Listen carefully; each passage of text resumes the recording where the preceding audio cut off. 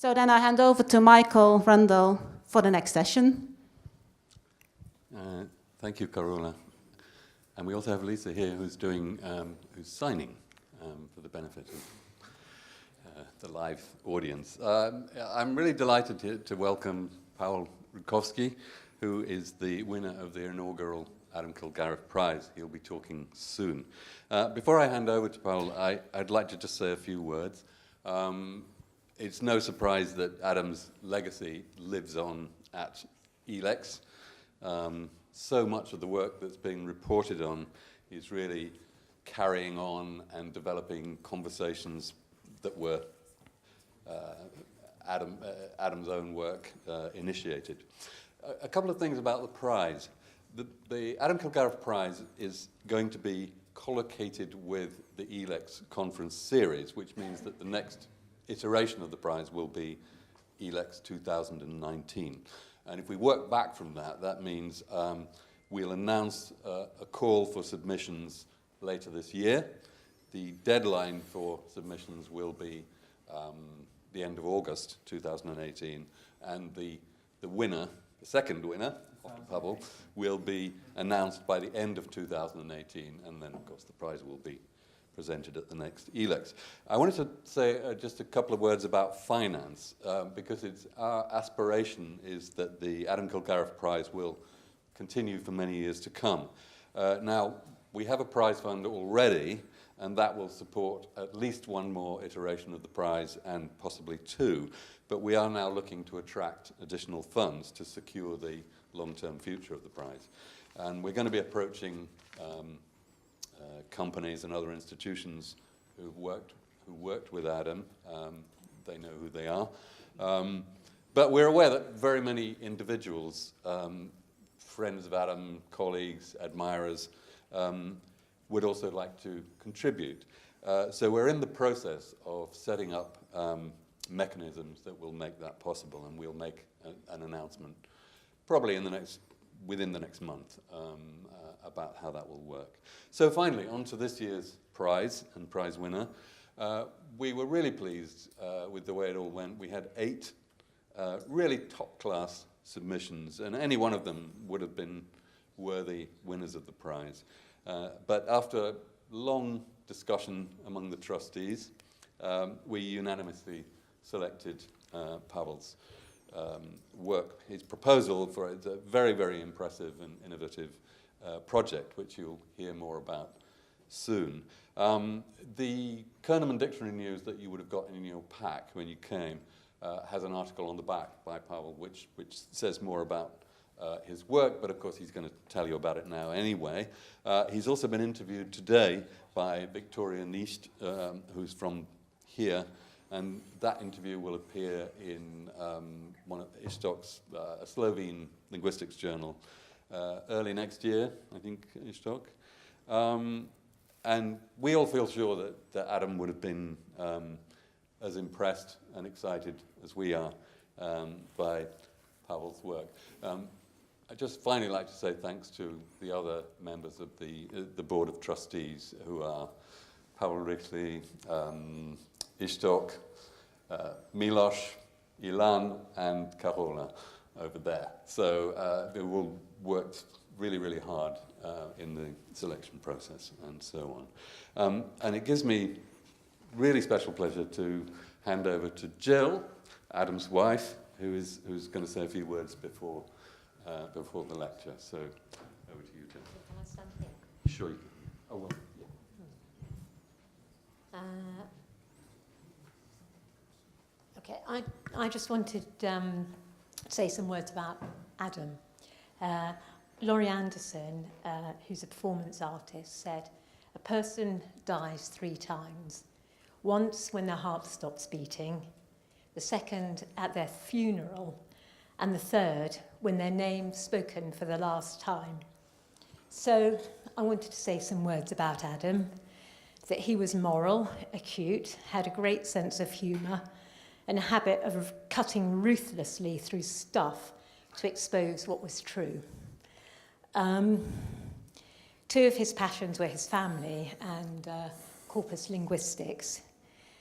As Adam contemplated his corporeal death, a number of things brought a glint of pleasure to his eye.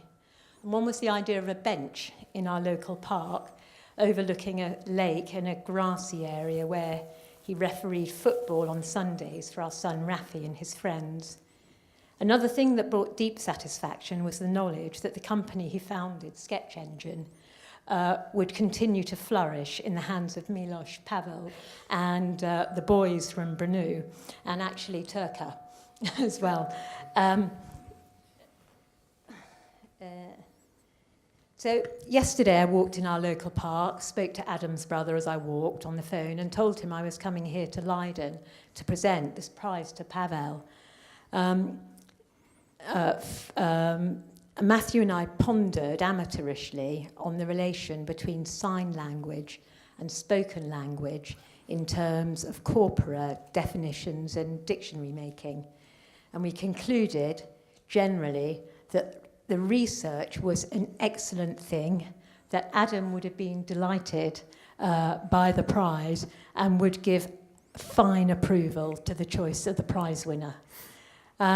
As we talked, I came to the Adam Kilgareth bench, and with its newly placed inscription, they both coincided with each other in quite a surprising way.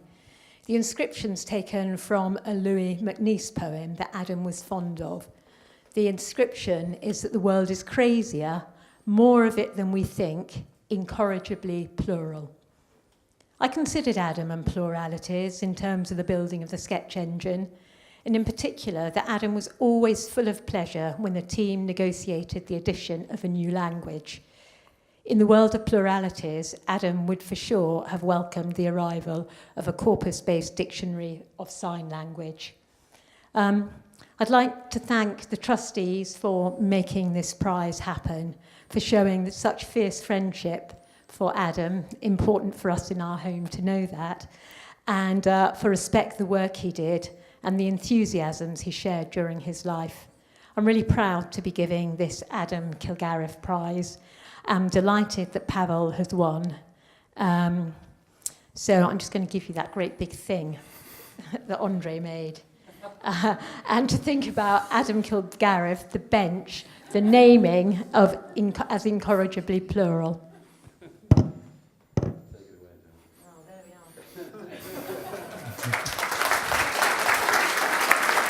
Thank you so much. Thank you.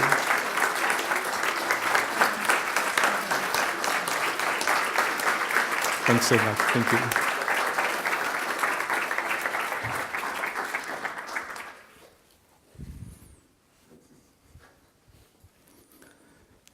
Let me start by saying that unlike many of you, I didn't know Adam Kilgareth in person.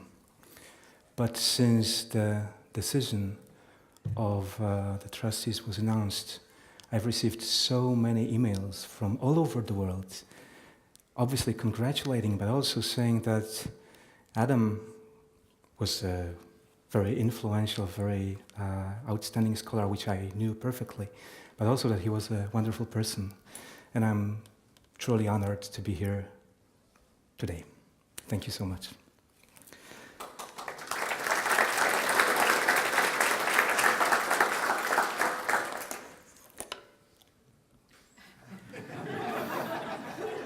Now, let me just start my presentation. Okay, let me start by saying a few words about Polish Sign Language. PJM is the acronym we normally use. You might be asking yourself why PJM is the abbreviation. Doesn't sound like PSL, the English dominating languages acronym. In sign language linguistics, we very often use acronyms that come from a given spoken language, so a neighboring spoken language. Therefore, the three-letter acronyms will be all over the place when you read through the literature on sign languages. So you will see ASL for American Sign Language, BSL for British Sign Language, and many other such acronyms. The only two exceptions are, if I'm not mistaken, Auslan, so the Australian Sign Language, has a name, and Libras, the Sign language of Brazil also has a name. The two names are also based on acronyms, but they are real names. Other than that, we simply use acronyms. What is PJM? PJM is an understudied, definitely an understudied natural sign language that developed in the community of deaf signers in Poland. You must know that historically, typologically, grammatically, sign languages are different from neighboring spoken languages. Actually, when you think of Polish Sign Language and spoken Polish, they have nothing to do with each other. Just to give you an example, Polish Sign Language is not an inflectional language. Spoken Polish is.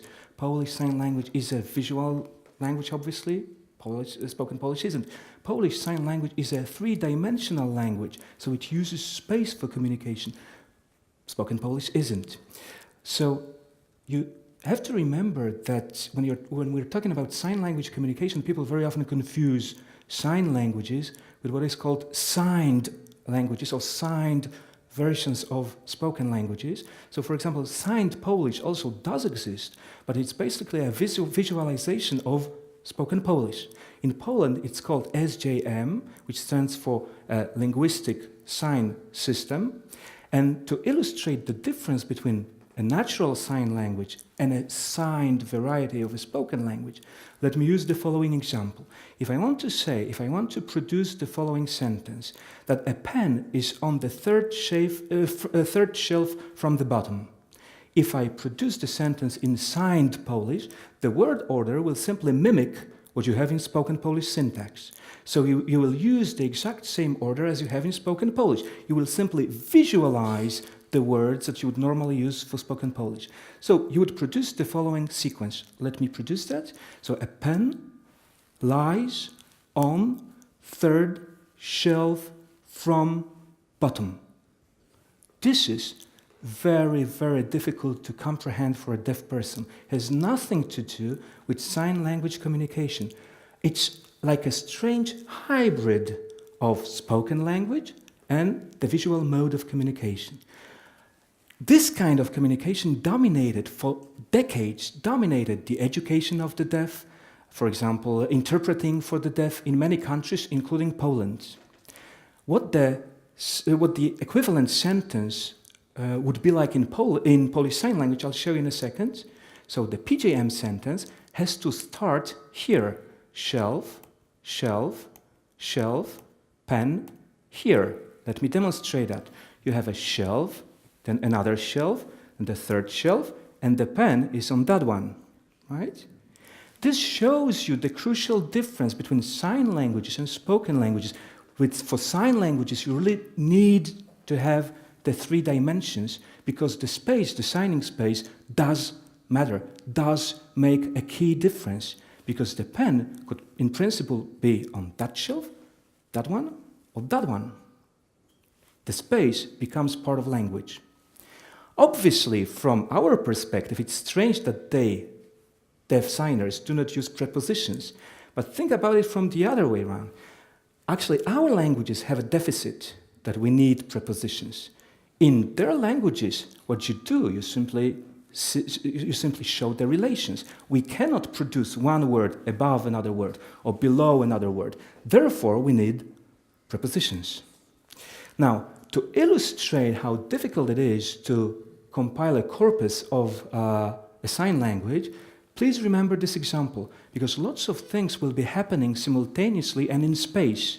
And if you want to annotate this kind of data, a simple linear annotation is not enough.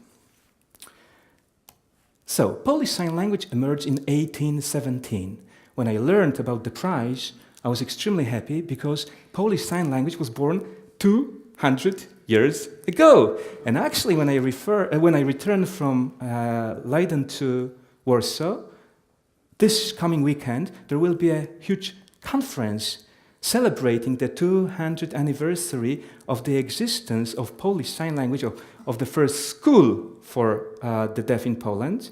Because obviously without schools, and this is the first school, it still does exist and it's still, you can still see it in the center of Warsaw. Without schools, sign languages would not flourish, would not evolve, because 96% of deaf kids are born to hearing families. So only a small percentage of deaf kids will acquire sign language from their parents or their family. The vast majority will have to acquire the language at school from their peers. Therefore, it's very difficult to say how many sign language users you have in Poland. Estimates range from 30,000 to 100,000. Both are exaggerated, I would say, but normally you assume that, or typically people assume that a deaf person is born, so 1 in 1,000 people will be deaf, right? Roughly, statistically. So for a country like Poland with 38 million inhabitants, you would assume that 38,000 people are likely to be deaf. Then additional signers would be their children, because hearing children of deaf adults very often sign at home and become signers. So the exact number of signers is difficult to estimate, but it's definitely one of the largest minorities in Poland, and in 2011 it was recognized for the first time in the history of Poland by a special act that grants certain rights to the signing community, for example in context with administration, etc. Our section, the section that I'm representing here, the unit I'm representing here, was created in 2010, so just 7 years ago. And it consists of 20 people. The majority of them, I'm happy to say the majority of them are deaf. So they are deaf signers who basically work on describing, analyzing their own language. Some of them are coders. The acronym is used often in sign language linguistics to refer to hearing children of deaf parents, so people who sign at home, use a spoken language elsewhere. Also, so this is a tiny part of my team, but you can see that we are producing the name of our team in Polish Sign Language, because you have to know that names are also different in sign languages. My name, for example, is like this in Polish Sign Language. And obviously you could, in principle, spell the Polish characters, so to produce P, A, W, etc., but it would be extremely inconvenient. So what you have is names given by the deaf community. Mine is actually very interesting because it's a name that I happen to share. Like my surname, Rutkowski, is well known in Poland, unfortunately not because of me, but because of a detective, well-known detective, sort of secret agent, but he's not really secret because everybody knows him, he's on TV all the time, but anyway, so that guy's name is also Rutkowski, and when the deaf first met me, I thought, Rutkowski doesn't associate with anything, so maybe let's call him a detective, and this is precisely what I am, you know, like showing you a secret badge here, right? But obviously, those signs become as conventional as our names, as our surnames. We don't think about the meaning of a name. I'm simply happy to be whatever you call it, right? Now, what we do at our unit is our flagship, I would say, flagship project is the Corpus of Polish Sign Language, the first corpus of Polish Sign Language. But we also do research on various aspects of PJM grammar and lexicon. We've produced the first corpus-based dictionary of Polish Sign Language that I'll be talking about later on. What I'm very proud of is that we are producing adaptations and translations of school textbooks for deaf and hearing and hard of hearing pupils. So basically for those who use sign language. And we've been doing that for 3 years, and over the time we've produced almost 100 different materials, textbooks, using sign language. So there are multimedia programs that instead of giving a translation in a different language, give you a video with a translation in Polish Sign Language. This is something that really is happening now and does change the situation of deaf pupils in Polish schools. We're also producing textbooks for teaching Polish to deaf children.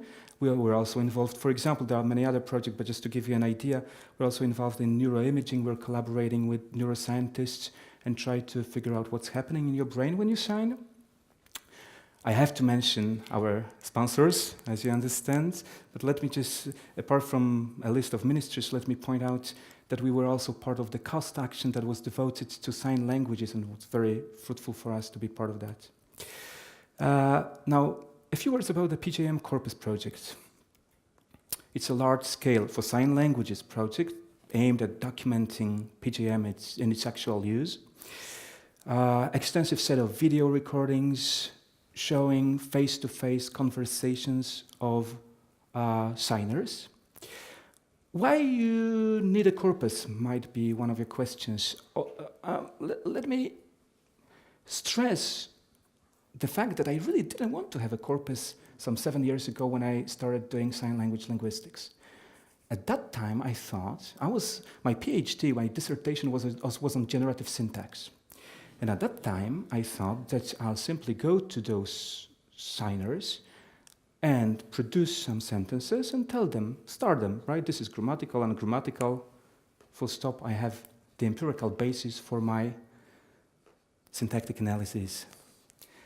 As you can imagine, it turned out impossible because people started saying, look, it's all context dependent. There are so many possibilities.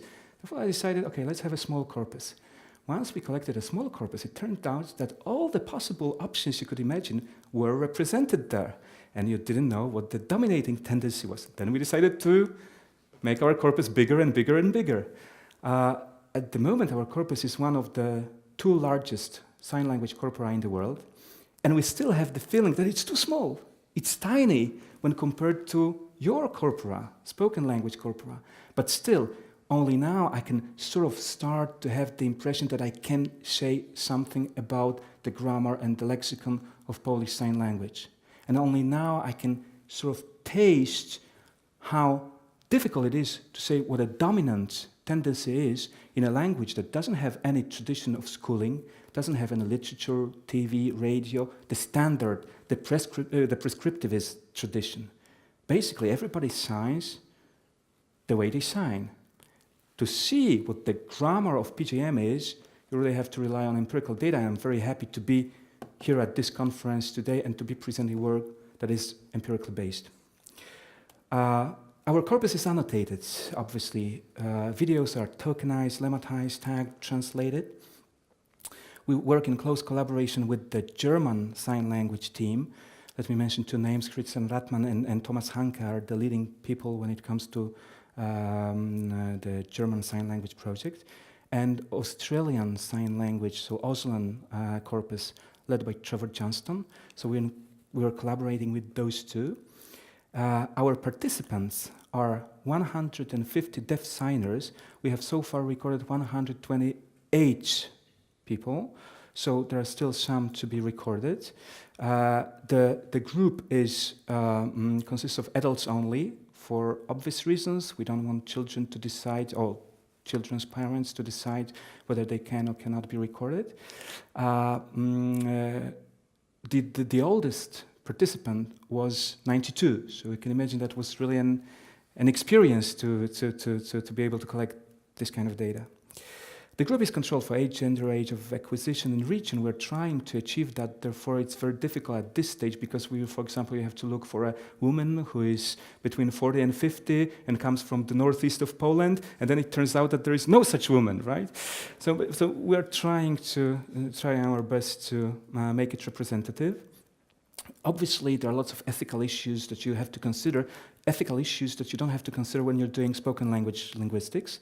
So first of all, the protection of image rights. It's impossible to anonymize the data, right? So you can't do this. You can't blur the face because the face is a very important part of the message. Therefore, you have to ask yourself a question, how are you going to use the data later on? How are you going to, for example, I'll be presenting some videos today. You really do need your participants to understand what you're going to use the data for.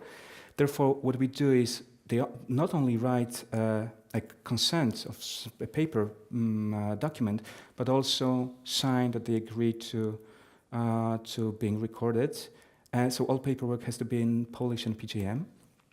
The collecting phase means that we need a studio, and what we do is we either invite people to Warsaw, to our central studio, or we go to places with our mobile studio. We have always 2 deaf participants sitting in front of each other and just signing to each other, and a deaf moderator, so a person who takes care of the whole session.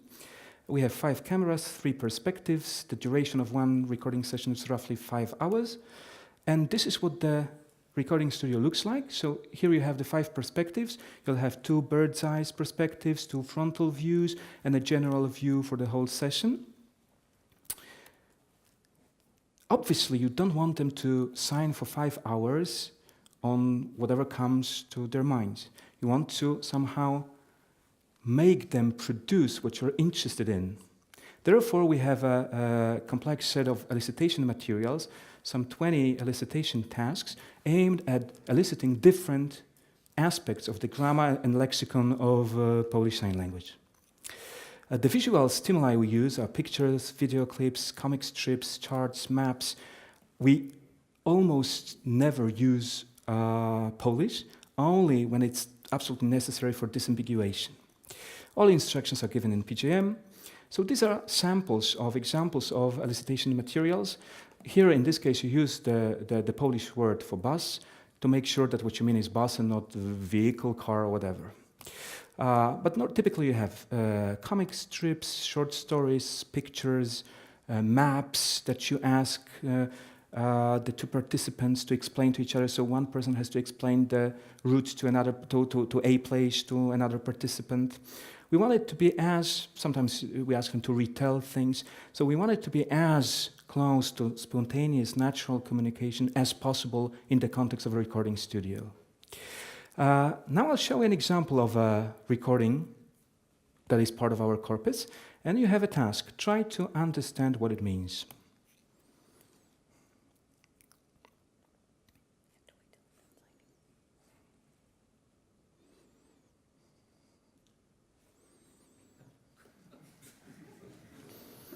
Now, anybody? Anybody's willing to translate? A nice guess, but yeah, in a way it is, yeah.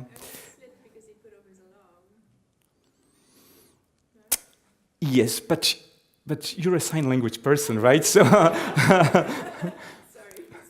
so imagine, like, many people think that sign languages are internationally transparent, internationally. Some people even think that that there is one sign language, a universal sign language. It does happen to me very often that people say, "Look, so are there many languages, sign languages in the world? You're doing Polish sign language, so are there other sign languages? Wow, how interesting!" Imagine that you're a spoken language linguist and you say, "I'm working on, say, Estonian.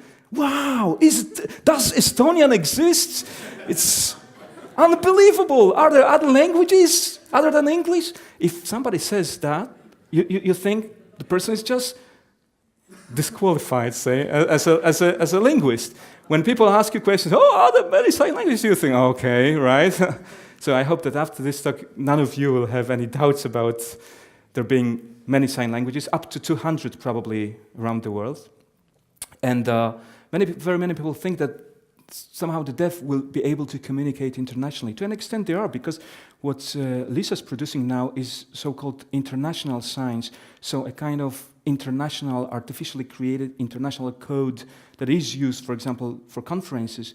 But still, if you think of pen, the sign I produced at the beginning of my talk, shelf, the sign I produced, you could think, okay, this is obvious. It's obvious this is a pen, right? But then it's obvious once you know it's a pen, right? If I came here to this room and did this to you, I'm sure you wouldn't guess that, or it wouldn't be obvious that it's a pen. But then let me ask a different question. You might think, because, okay, I'll show you some signs in Polish Sign Language. So this is to call somebody, to telephone. This is to drive. This is to eat. This is to drink. You might think, wow, it's so obvious. No convention at all. It's just pantomime. Now, think. Let me think of a good example. September, this month. I would like you to guess what September looks like in Polish Sign Language. Anybody? I mean, nobody will guess, don't worry, so it doesn't really matter. But at least to show you that you won't guess. So there was a suggestion? No? Falling leaves? No? What's that? Number 9, right? Could be, but it's not the case. Actually, in IS, right, you will simply use number 9 in this artificially created international sign. But in Polish Sign Language, the sign looks as follows. Anybody? Does it associate with anything? Baseball. No. No.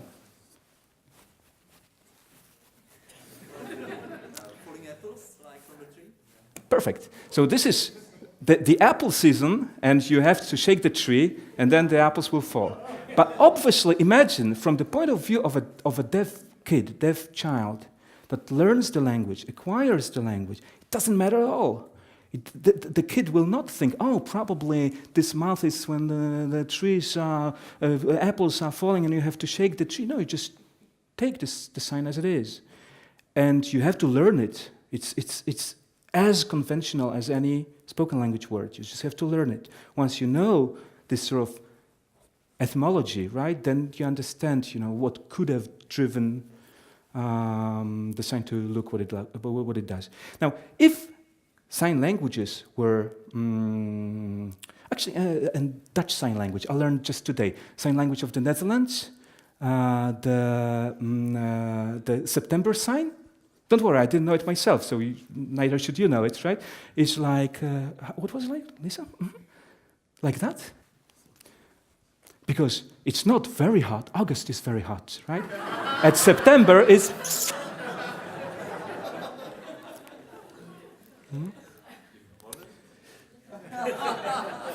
In Holland, yeah. In Poland, we only shake trees. Yeah. So coming back to the example, if sign languages were in different languages, if there were pantomime, you could be able to understand what he was signing easily. Now let me show you the elicitation bit that sort of prompted this little story. So this is the stimulus. And now, when we go back to the example,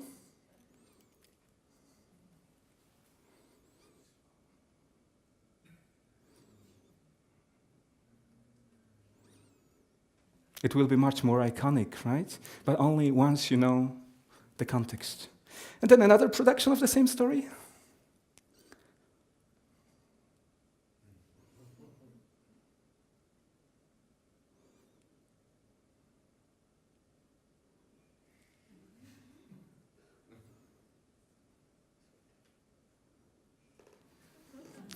Now you get it.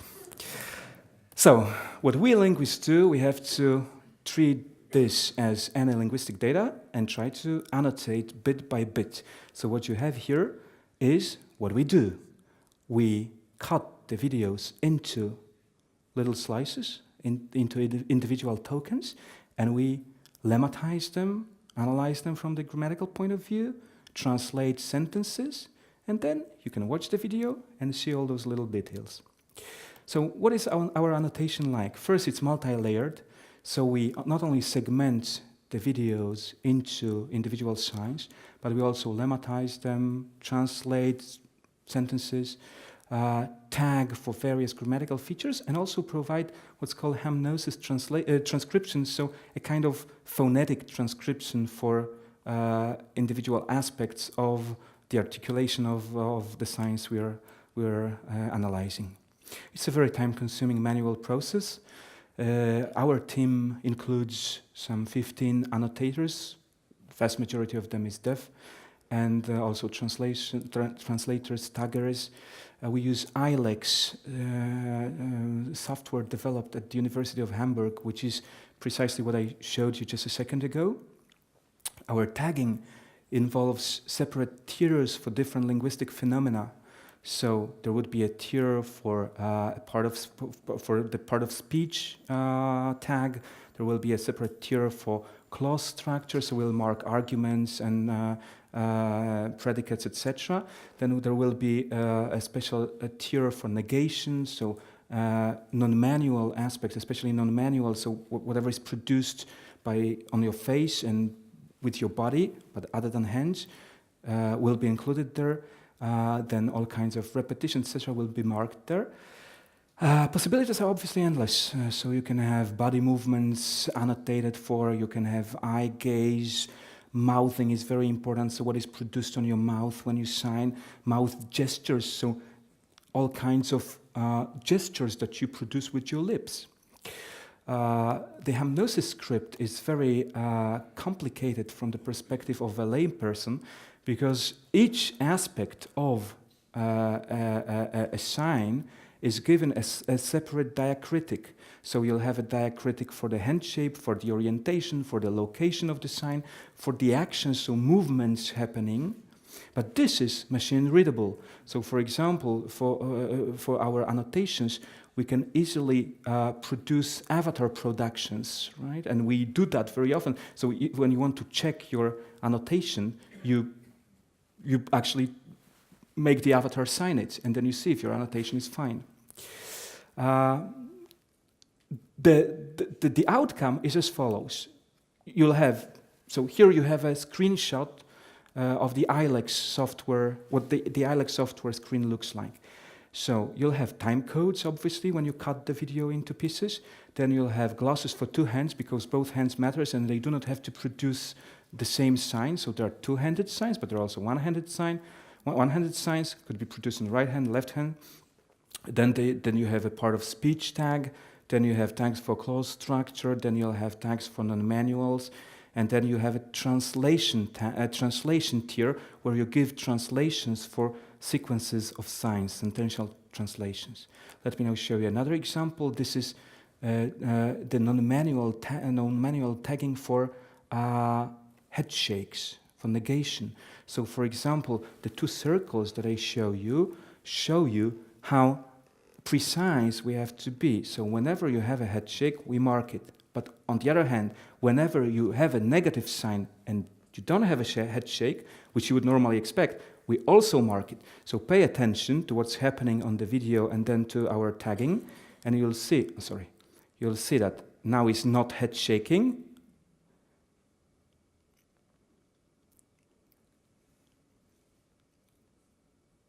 And now here is. It's a slight head shake, but it is there, right? So all those minute features that play important role when it comes to interpreting a sign language message have to be accounted for. So the ultimate outcome of our research looks like this. You have very many tiers. Each tier has a separate column here. And this is what we would like to achieve at the end of our project. For the time being, a sub-portion of our corpus has been annotated to that much detail. I'll just show you another example, a simple stimulus, and then a production. So be careful, you may fall down if you run, right? And then the annotation. An extra tier that I haven't mentioned yet here is mouthing. So as I said, you can see that she's producing somehow, or actually initializing Polish words when signing, and this also plays a role. So you have to take that into account too. Now, the PJM Corpus project so far means that we have annotated we have identified, say, over 5,000 types of signs, different types, which can be divided into 13,000 subtypes, and these would roughly correspond to words, like common sense words of a language. Then you have 46,000 tokens that we have annotated so far, glossed so far. Then 8,000 sentences have been translated. And when you think about your spoken language corporates, you think, what? Like 8,000 sentences? What's that? Oh, 460,000 tokens? Nothing. But when you compare it to what's available for sign languages at the moment, you'll see that the only corpus that is roughly comparable to ours is the German one. DGS stands for German Sign Language. And in July, we're perfectly equal, because in July we had 425,000 annotated tokens too. I don't know what has happened since then in Germany, but they are still developing. And the Dutch corpus, which is also one of the largest currently in the world, has roughly up to 150,000 tokens glossed. But just to give you an idea how much time it takes, I'll show that the first release of the corpus in 2008 was only 64,000 tokens. So you really need time to be able to do all that manually. So let's now turn to sign language lexicography. So what's the main topic of my today's presentation is. Until recently, very recently in some countries like Poland, when you said sign language dictionary, what you meant was actually a word list of some kind. So people thought, okay, a sign language dictionary is a list of Polish words that you will, for example, draw pictures of corresponding signs for, right? That was obviously driven by the needs of the hearing. If a hearing teacher, I know, parents, whoever wanted to learn sign language, wanted to learn signs, they immediately started thinking about Polish words that they wanted to know equivalents of. But obviously, we all know that dictionaries, modern dictionaries, cannot function this way. You can't assume a one-to-one correspondence between two languages, right? So nowadays, there are much more developed and advanced dictionary projects. I'll mention just a few. So the Auslan, the Australian Sign Language Sign Bank, is one of those first attempts at producing a serious dictionary of a sign language and not just a word list. Then the Danish sign language, DTS, Danish Sign Language Dictionary, is one of the best currently available. British Sign Language Dictionary has been produced quite recently. There is work going on the Dutch Sign Language Dictionary.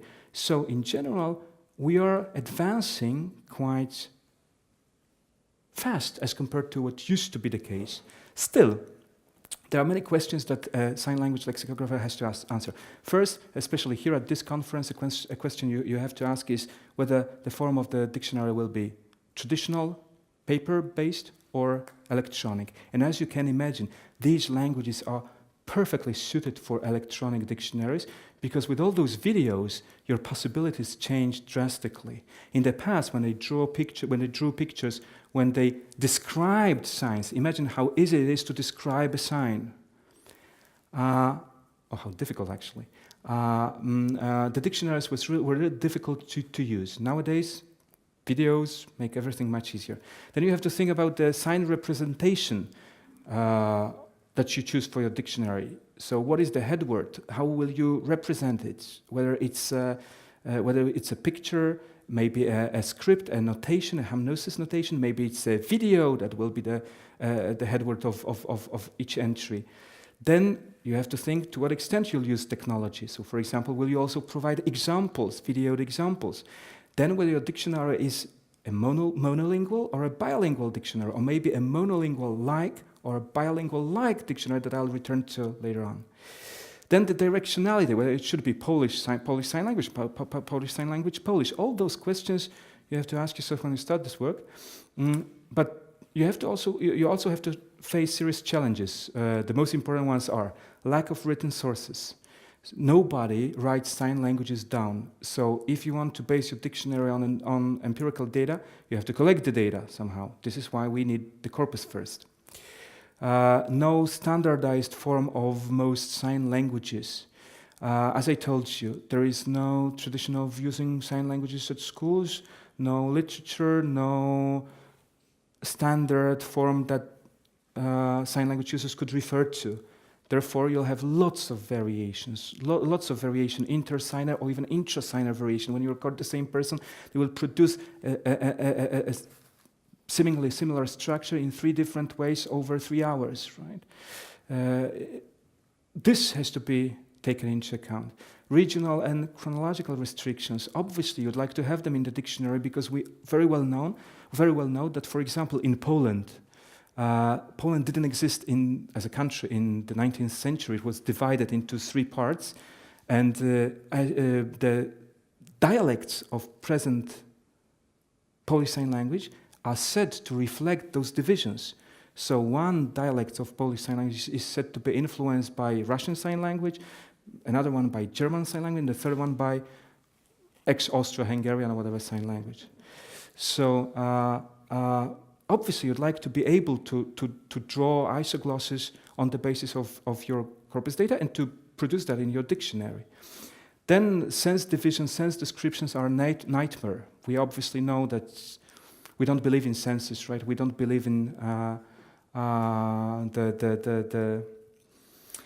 the possibility of doing that for spoken languages in one uncontroversial way, but then think about sign languages with so much polysemy and homonymy. So the same sign could mean so many different things in different contexts.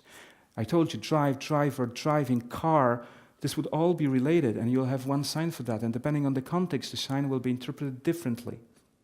Or to give you another example, take a sign like, you'll have lots of cases when a sign will mean very different things but both are well motivated. I'll show you an example in a second of the sign for Portugal and profile, face profile in Polish Sign Language. And the 2 signs are exact same. They're like that. You simply show the profile, and Portugal is referred to in the same way. Why is it so? Because when you look on the map, Portugal looks like a face, right? Then, are these 2 homonyms, or is it a polysemous sign, right? Basically a profile that happens to be used to refer to Portugal. So all these issues have to be dealt with, and also the iconic dimension of sign language and its contextual dimension. So as I told you, very many signs simply show what they mean, and this, in a context, can give rise to completely new meanings that you would possibly want to include in your dictionary, but then on the other hand, you don't want your entries to be very much context dependent. You would prefer to stick to what is really conventionalized. Now, syntactic categories, whether you have verbs, nouns, adjectives in sign languages, it's all very problematic. Sign language linguists are debating about that. And if you're a lexicographer, you want to give a kind of grammatical information in your dictionary. Now, what's good about the possibilities that we have now is that we have sign language corpora. The corpora are growing, and the Polish example shows you that you really can use the data to produce a new type of a dictionary. You can first of all rely on the information that you have there on the frequency of use. So in the past, if you wanted to compile a dictionary, you produced a word list, you went to a deaf person, you asked them, okay, so how do you sign this, how do you sign that? And it was always dependent on a person's opinion, on a person usage. Now we can simply choose the most frequent variant as the dominant variant and then possibly give other variants too. But for example, in our corpus, we decided to include only those variants that were attested at least 4 times. So if a sign was used in the corpus at least 4 times, then we included it in the dictionary. Then you can, what's good about corpora that you can use examples. You can extract examples from the corpora, include them in the dictionary. Videos showing actual sign production, so you don't have to describe it, you don't have to use the script, the transcription, you can actually show what a sign looks like. Links to semantically and phonologically related signs, so cross-referencing is also a very important thing, because as I show you in a second, there are many variants of one sign, or could be very variants of one sign, and then it's very easy to cross-refer and make life easier for the end user. So now let me show you what our corpus, our dictionary, the corpus-based dictionary of Polish Sign Language looks like. First of all, it was produced by a large team of people, but it was edited by 4 people, me and 3 colleagues of mine who are not here, but whose involvement was crucial to the success of this project. The address is as follows. So if you just want to see what it's like, it's openly accessible. The English text, the English description is given under this address. And it's a descriptive monolingual dictionary in the sense that we start from scratch. We take the corpus data and we analyze each lexeme, each sign language word in the context of the corpus data, and we analyze its senses, its uses.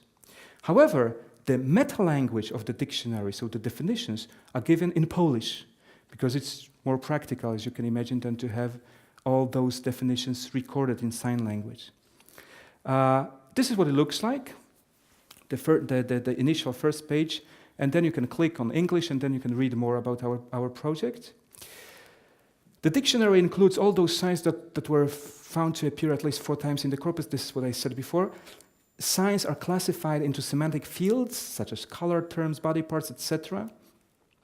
We give examples, sentential examples, so we give sample sentences extracted from the corpus, but we do not link the dictionary directly to the corpus because of all those anonymity issues that I mentioned before. So you want to know what the structure looks like, what the original corpus-based structure looks like, but you don't necessarily want to see the person who produced it. Therefore, they were sort of restaged by members of our dictionary team.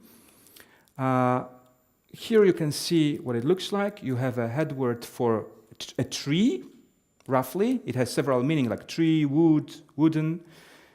But then you go to examples. And for example, you click to see a corpus extracted example, which roughly means a squirrel jumps on a tree, right? So imagine how difficult it would be to give a linear equivalent, a spoken language equivalent of the sentence, because the sentence is not only that you have a squirrel, which is okay, fine, quite obvious, then you have a tree, which is okay, but then you have this jumping, and this jumping cannot be, for example, this kind of jumping, because it would mean a different thing. The squirrel is jumping up and not down.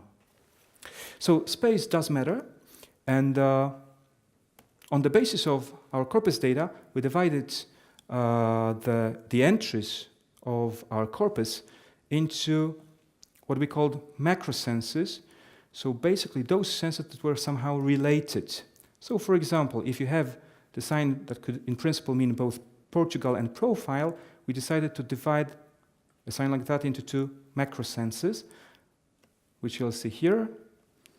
Here is the head word, and then you will see one macro sense related to the profile of your face, and the other one related to Portugal.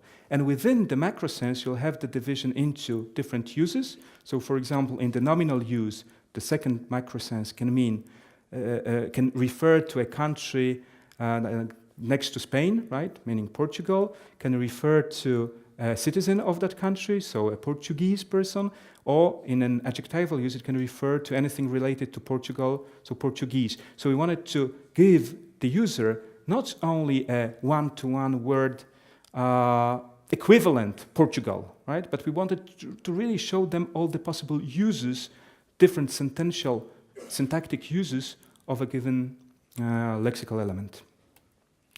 Now, so usage types were like nominal use, adjectival use, adverbial use, numeral use. We didn't want to call them nominals, nouns, adjectives, adverbs, because it doesn't matter at this stage whether they can be classified as nouns, but definitely they can be used in a way similar to adjectives, nouns, etc. in spoken languages. So you will see, for example, here, for the head word that roughly corresponds to the word work, that it can be used in 2 nominal uses. So it could refer to what you do for money, so work. Then it can refer to a person that does something for money, worker. And then it can refer to the activity to work, right? The same sign. And all of these uses have been attested in our corpus. There are possibly more uses, but since they haven't been attested, since they weren't tested, we didn't include them. Search options. So you can either do a simple search, and then the entries can be searched for particular features, articulatory features of how they are produced. So for example, I show you the sign for apple that is produced with a particular hand shape, this hand shape, and it's produced on your cheek. So imagine that you come across a sign like that, and you don't know that it means apple, but you want to learn what it means. And you say, okay, find me a sign that is produced with this hand shape on your cheek, and this is what you'll see in a second. So you select a hand shape first, you go to the hand shape list, you see, I don't know if you can see it from the distance, but you can select among different hand shapes. And then you select the location of a sign, so whether it's produced on your forehead, face, the edge of your hand, or wherever. And then you find cheek. And then you're done. You find the sign, you click on the sign, and you'll get to the entry. You have also some advanced search options, so you can in particular access the signs on the basis of their semantic, grammatical features, their Polish equivalents. So for each sense we give the closest Polish equivalent, so you can search through that obviously. So I'll show you the example Poland, if you want to learn what Poland is. The only thing is that you have to know that Poland is Polska in Polish, because obviously the meta language of the dictionary is Polish. So you search for Polska.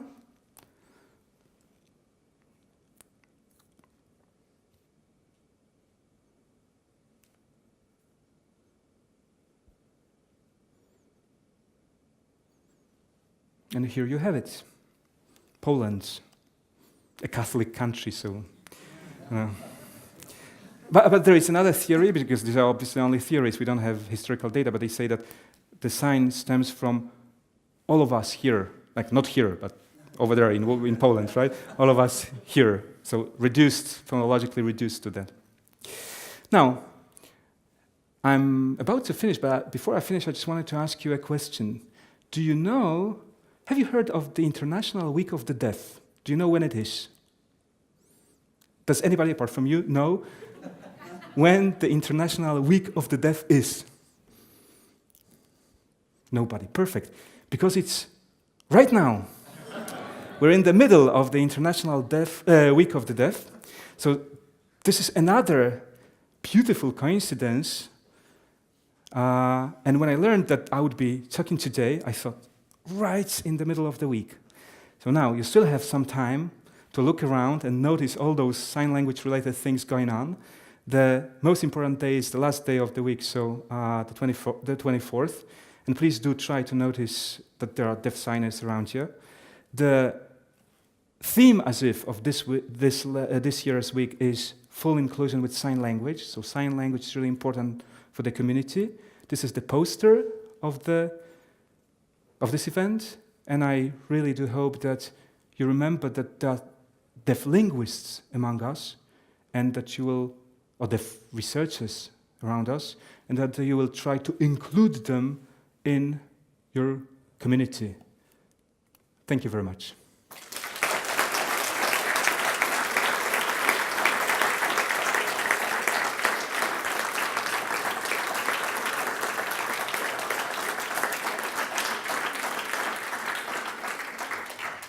Thank you very much, Paweł. Well, a really wonderful lecture, and I'm sure we've all learned an enormous amount.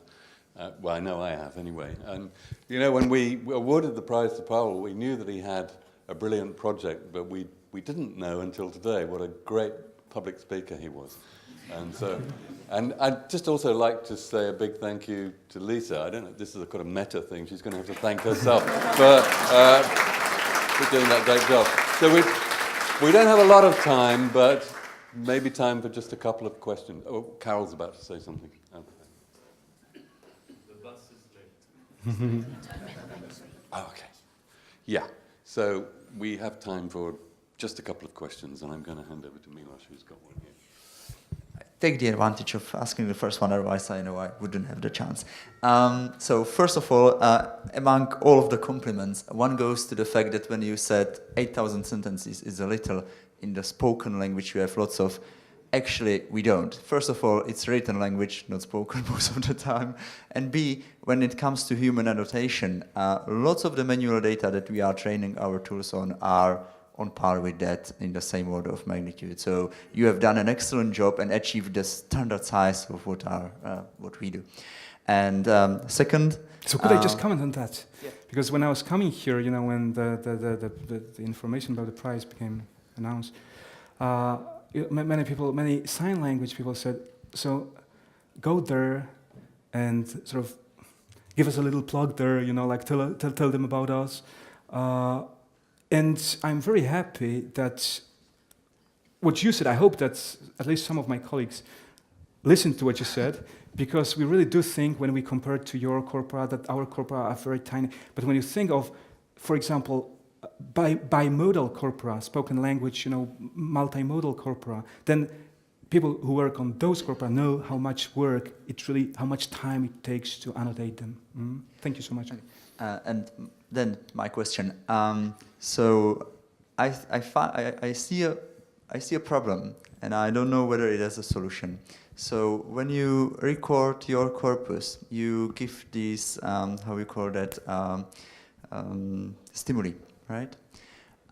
Which in a way means that you influence what people are talking about, right? Mm-hmm.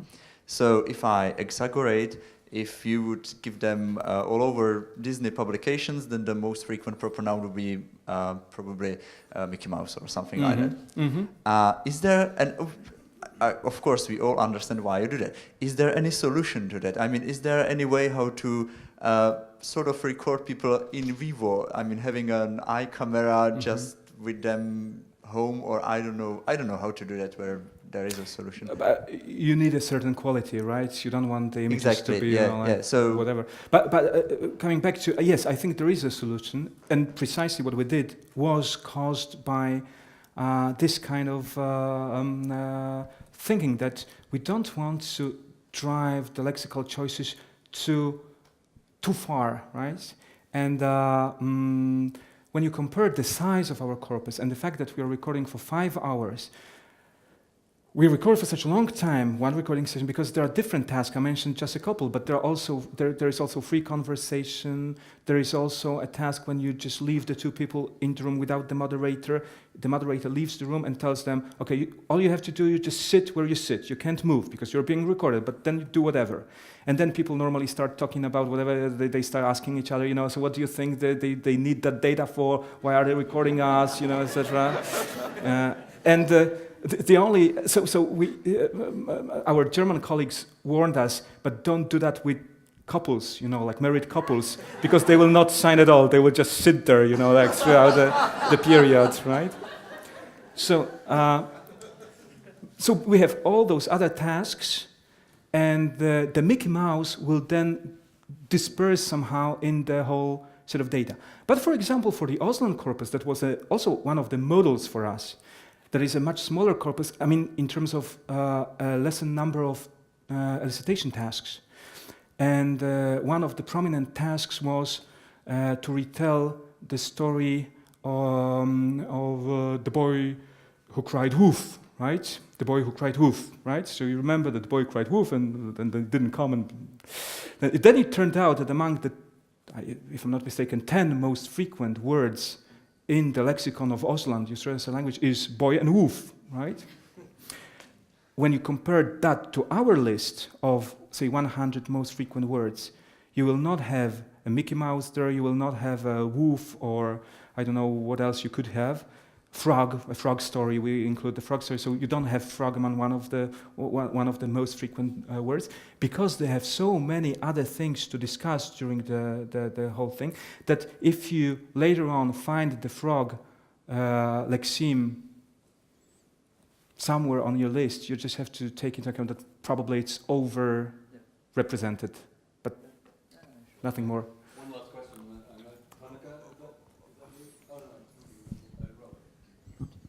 Thank you very much for a wonderful and very enlightening presentation. My question sort of follows from Milos's, but it's not about the content of the elicitation materials, but more about the format.